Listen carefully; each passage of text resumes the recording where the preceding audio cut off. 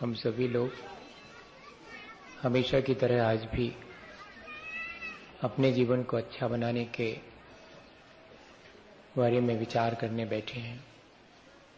पता नहीं जीवन में कौन सा क्षण ऐसा आए जबकि हमारे अपने जीवन को अच्छा बनाने की शुरुआत हम कर सकें। उस क्षण को हम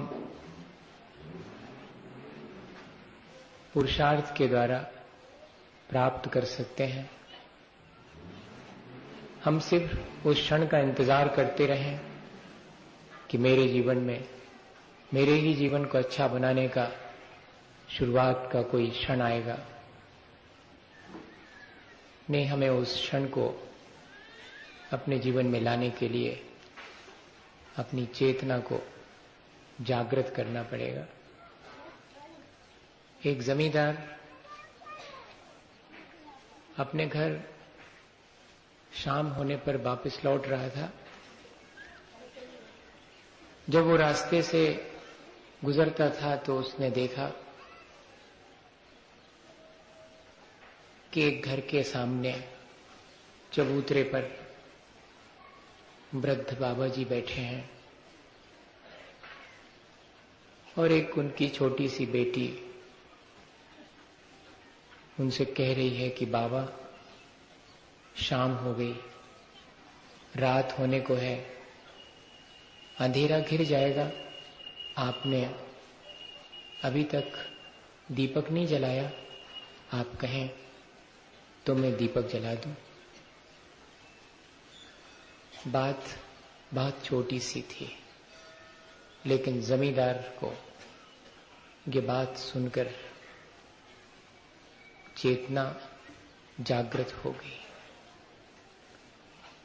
वो क्षण कोई भी हो सकता है, वो बात बहुत छोटी भी हो सकती है, जो हमारे जीवन को परिवर्तित करने के लिए पर्याप्त। जमींदार घर वापस पहुंचकर सबसे क्षमा याचना करता है और निवेदन करता है कि कल जब सूरज की रोशनी होगी मैं सबसे विदा ले लूंगा। तो लोगों का आश्चर्य होता है कि किसने क्या कहा, ऐसी कौन सी बात हो गई जिससे घर छोड़ने और चले जाने की बात आ गई। पूछा जमींदार से कि आखिर क्या हुआ। उसने कहा ऐसा कुछ भी नहीं हुआ, मैं आज रास्ते से जब घर वापस लौट रहा था, बाहर चबूतरे पर बैठे अपने वृद्ध बाबा से वो छोटी सी बेटी ये कह रही थी कि बाबा, शाम हो गई, रात होने को है, इससे पहले कि अंधेरा घिरे आपने दीपक क्यों नहीं जला लिया, आप कहें तो मैं जला दूं। मैं इस बात को सुनकर के सोच में पड़ गया कि मेरे जीवन की भी शाम तो हो चुकी, अब मृत्यु का अंधेरा आने को ही है। इसके पहले कि मृत्यु का अंधेरा आए, मैंने अपने जीवन में रोशनी के लिए कोई दीपक जलाया भी है या कि मैं अंधेरे में ही और अपना जीवन पूरा कर दूंगा। बस इतनी सी बात मेरे जीवन के लिए संसार से विरक्त करने के लिए पर्याप्त है। मुझे अपने जीवन को अच्छा बनाने की शुरुआत के लिए इतनी ही बात पर्याप्त है। ये एक छोटी सी बात भी हमारे जीवन को कैसे परिवर्तित कर देती होगी, कुछ तो होगा। असल में जब हम बहुत सजग होते हैं अपने जीवन के प्रति, अपने जीवन को अच्छा बनाने के लिए हम जितने ज्यादा अवेयर होते हैं, उतने जल्दी कोई भी ऐसा कोइंसिडेंस, कोई भी ऐसा संयोग होता है कि वो हमारे जीवन को परिवर्तित कर दे। ये सजगता हमारे जीवन को अच्छा बनाने के लिए पहला कदम है। हम गौर से देखें कि वास्तव में हम अपने जीवन के प्रति सावधान और सजग हैं। तो हम पाएंगे कि हैं तो हम अपने शरीर के प्रति बहुत सजग हैं, हम अपनी भौतिक सुख सुविधाओं के प्रति बहुत सजग हैं, हम संसार में अपना स्वार्थ पूरा कर सकें इस बात के लिए बहुत सजग हैं।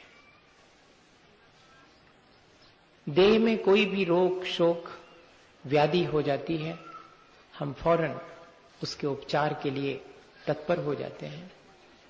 ये सजगता तो है हमारे भीतर। हमारे भौतिक सुख सुविधा के साधनों में कहीं कोई कमी हमें महसूस होती है तो उसकी पूर्ति के लिए हम तत्पर हो जाते हैं। ऐसी सजगता तो है हमारे मन में। हम तो इस बात के लिए बहुत सजग हैं कि किस व्यक्ति से मेरा किस तरह से स्वार्थ सज सकता है, उसे साध करके रखना चाहिए, उससे बात बिगड़ ना जाए, इस बात के लिए हम बहुत सजग हैं। लेकिन ये जो इस तरह की सजगता है, उसने आज तक हमारे जीवन को अच्छा बनाया हो ऐसा तो नहीं लगता।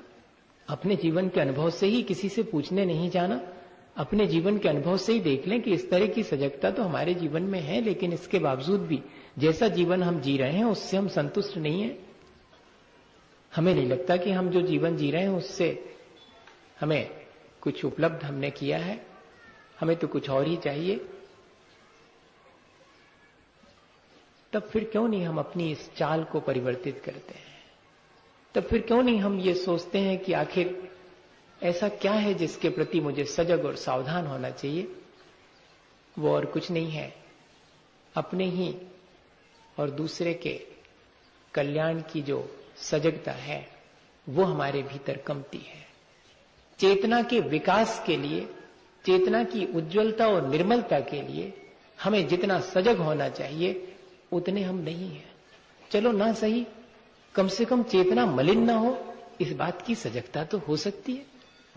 मेरे कपड़े कहां बैठने से गंदे हो जाएंगे, इस बात की सजगता तो है, तो फिर मेरी चेतना कहां बैठने से मलिन होगी, इस बात की भी सजगता होनी चाहिए। मेरी देह इस प्रकार की सामग्री का सेवन करने से रुग्ण हो जाएगी, रोग से ग्रसित हो जाएगी, इस बात की सजगता है। तब फिर ये सजगता क्यों नहीं होनी चाहिए कि इस तरह का भोजन करने से मेरी चेतना मलिन हो जाएगी? ऐसा भी तो होना चाहिए। अरे भाई, अगर हमारे भीतर सजगता और सावधानी है तो सजगता और सावधानी का सचमुच हम अपने चेतना के विकास के लिए उपयोग कर सकते हैं।